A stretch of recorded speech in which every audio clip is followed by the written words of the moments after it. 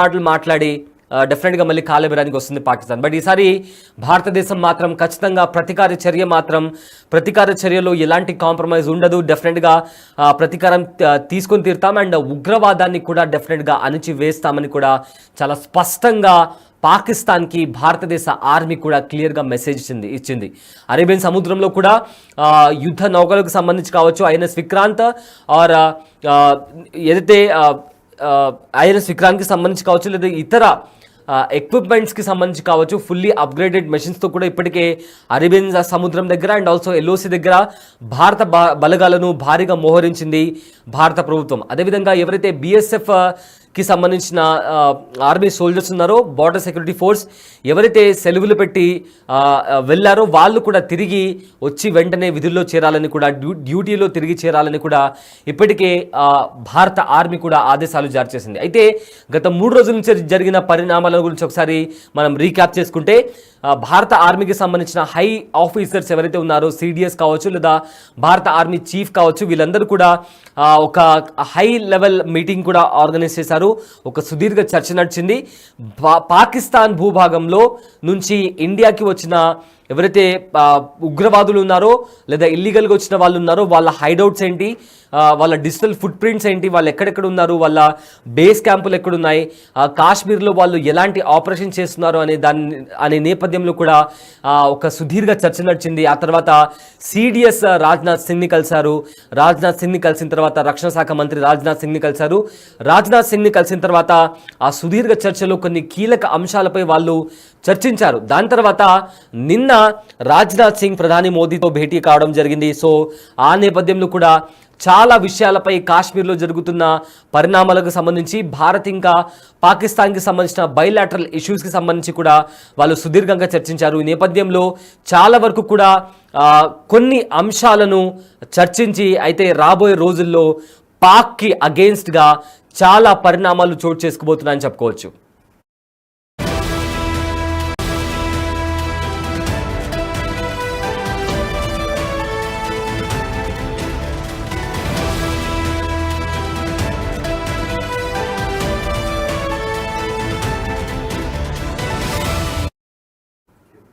Right, breaking news చూస్తున్నారు. భారత్ దెబ్బకు పాకిస్తాన్ ఉక్కిరిబిక్కిరవుతుంది.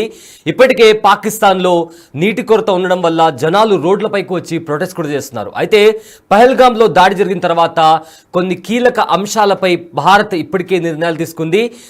జలాలకు సంబంధించిన ఒప్పందం కావచ్చు, లేదా వాఘా బార్డర్కి సంబంధించిన విషయం పైన కావచ్చు.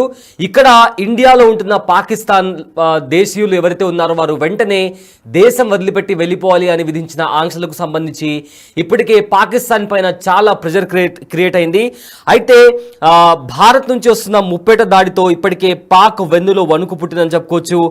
ఇప్పటికే పాక్లో ఈ నేపథ్యంలో అంతర్గత సంక్షోభం కూడా నెలకొంది. ప్రభుత్వం మాటని కూడా ఆర్మీ లెక్క చేయట్లేదు. చాలా మంది ఆర్మీ మేజర్లు కూడా, army soldiers, Pakistan army majors and Pakistan army సోల్జర్స్కి సంబంధించిన వాళ్ళు చాలా మంది రిజైన్ చేశారు. ఎందుకంటే భారత్ నుంచి ఎప్పుడు దాడి జరుగుతుందా అనే నేపథ్యంలో, అసలు యుద్ధం జరిగినా లేదా దాడి జరిగినా ఎదుర్కోవడానికి తమ దగ్గర అంత బలం కానీ అంత శక్తి సామర్థ్యాలు కానీ లేని పక్షాన పాకిస్తాన్కి సంబంధించిన మేజర్స్ ఇంకా చాలా మంది సోల్జర్స్ రిజైన్ చేస్తున్నారు అని కూడా ఇప్పటికే వార్తలు వస్తున్నాయి. అయితే మరికొంతమంది మేజర్స్ ఏకంగా పాకిస్తాన్ దేశం వదిలిపెట్టి వాళ్ళ కుటుంబ సభ్యులతో సహా బయటికి వెళ్ళిపోయారని కూడా పాకిస్తాన్ మీడియా కథనాల్లో వస్తున్న నేపథ్యం కనిపిస్తుంది. అయితే సింధు జలాల విషయంలో ఇప్పటికే పాక్ ప్రభుత్వంపై అక్కడి ప్రజలు తిరుగుబాటు చేస్తున్నారు. రోడ్లపైకి వచ్చి ఫ్లాష్ లైట్లు ఆన్ చేసి మరి నిరసన వ్యక్తం చేస్తున్నారు. అయితే సైన్యంలో కూడా సైన్యంపై ఏదైతే పాకిస్తాన్ సైన్యం ఉందో ఆ పాకిస్తాన్ సైన్యంపై కూడా బలోచిస్తాన్ లిబరేషన్ ఆర్మీకి సంబంధించిన వాళ్ళు కూడా అటాక్ చేస్తున్నారు. లాస్ట్ 2 months నుంచి లేదా గత 2-3 నెలల నుంచి చూసుకుంటే ఇప్పటికే 2 సార్లు, రీసెంట్గా ఒకసారి అండ్ ఇంతకు ముందు కూడా ఒకసారి బలోచిస్తాన్ లిబరేషన్ ఆర్మీ కూడా ఇప్పటికే పాకిస్తాన్ సైన్యం పైన అటాక్ చేసింది. అండ్ ఆల్సో ఒక ఫైర్ యాక్సిడెంట్ కూడా లాహోర్లో చోటు చేసుకుంది. అక్కడ కూడా 10 మందికి పైగా పాకిస్తాన్ సైనికులు చనిపోయారు. సో ఇలా ఒకదాని తర్వాత ఒకటి పాకిస్తాన్ పైన చాలా రకాలుగా ప్రెషర్ క్రియేట్ అవుతుంది. పాకిస్తాన్ చాలా రకాలుగా తీవ్ర ఒత్తిడికి గురవుతుంది. అండ్ ఆల్సో పాకిస్తాన్లో ట్రేడ్ కూడా చాలా తగ్గిపోయింది, ఇన్ఫ్లేషన్ మరింత పెరిగిపోయింది. ఇప్పటికే పాకిస్తాన్లో నెలకొన్న ఇన్ఫ్లేషన్ గురించి మాట్లాడుకోవాల్సి వస్తే తీవ్ర సంక్షోభం నెలకొంది పాకిస్తాన్లో. పావర్టీ విషయంలో కావచ్చు, లేదా ప్రజలు కొనుక్కునే నిత్యావసర ధరల విషయం గురించి కావచ్చు, ప్రతిదీ కూడా పాకిస్తాన్ ప్రజలు తీవ్ర ఇబ్బందులకు గురవుతున్నారు. అయితే ఈ నేపథ్యంలో పహల్గామ్లో జరిగిన దాడి తర్వాత భారతదేశం చాలా కీలక అంశాలకు సంబంధించిన నిర్ణయాలు తీసుకుంది.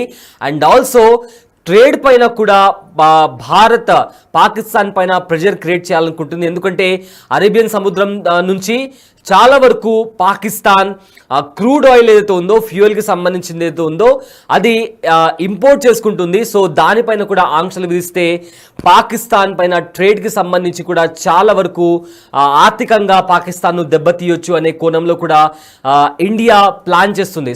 సో స్ట్రాటజికల్లీ యుద్ధంతో కాకపోయినా కూడా, ఎందుకంటే యుద్ధం చేసే శక్తి సామర్థ్యాలు పాకిస్తాన్ దగ్గర లేవు. సో అందుకే ఇప్పుడు రష్యాని, అదేవిధంగా చైనాని కూడా హెల్ప్ చేయాలంటూ కూడా పాకిస్తాన్ కోరుతుంది. సో అదేవిధంగా ఎలాంటి దాడి చేసినా కూడా ఎల్ఓసి దగ్గర కూడా ఇప్పటికే కాల్పుల ఒప్పందం ఉన్నప్పటికీ కూడా మనము పహల్గామా దాడి తర్వాత ఇప్పటికే 4 సార్లు పాకిస్తాన్ కవ్వింపు చర్యలకు దిగింది. అయినా కానీ భారత బలగాలు వాటిని తిప్పికొట్టాయి, సమర్థవంతంగా ధీటుగా ఎదుర్కొన్నాయి. సో ఎటు చూసినా కూడా భారత్ను ఎదుర్కొనే పరిస్థితి పాకిస్తాన్కి లేని నేపథ్యాన ఇప్పుడు పాకిస్తాన్లో ప్రజలు తిరుగుబాటు చేస్తున్నారు, నిరసన వ్యక్తం చేస్తున్నారు. నీళ్లకు సంబంధించి ఇప్పటికే చాలా కొరత పాకిస్తాన్లో నెలకొంది. ఇదే నేపథ్యంలో భారత్ విధించిన ఆంక్షల పట్ల కావచ్చు, ఏదైతే సంక్షోభం నెలకొందో అది మరింత ఎక్కువగా ఇన్ఫ్లేషన్కి దారితీసింది. ప్రజలు రోడ్లపైకి వచ్చి నిరసన వ్యక్తం చేస్తున్న పరిస్థితి కనిపిస్తుంది. ఇంకో మెయిన్ ఇంపార్టెంట్ పాయింట్, పాకిస్తాన్ ప్రభుత్వం మాట వినట్లేదు. చాలాసార్లు కూడా పాకిస్తాన్ ఆర్మీ డామినేషనే కనిపిస్తుంది పాకిస్తాన్ గవర్నమెంట్ కంటే కూడా ఒక చర్చ ఉంది. ఎందుకంటే పాకిస్తాన్లో గవర్నమెంట్ కన్నా ఎక్కువగా మిలిటరీ రూల్ పై కనిపిస్తుందనే కూడా ఒక చర్చ బయటికి వినిపిస్తుంది. ఇప్పుడు కూడా అదే మాట బయటికి వినిపిస్తుంది.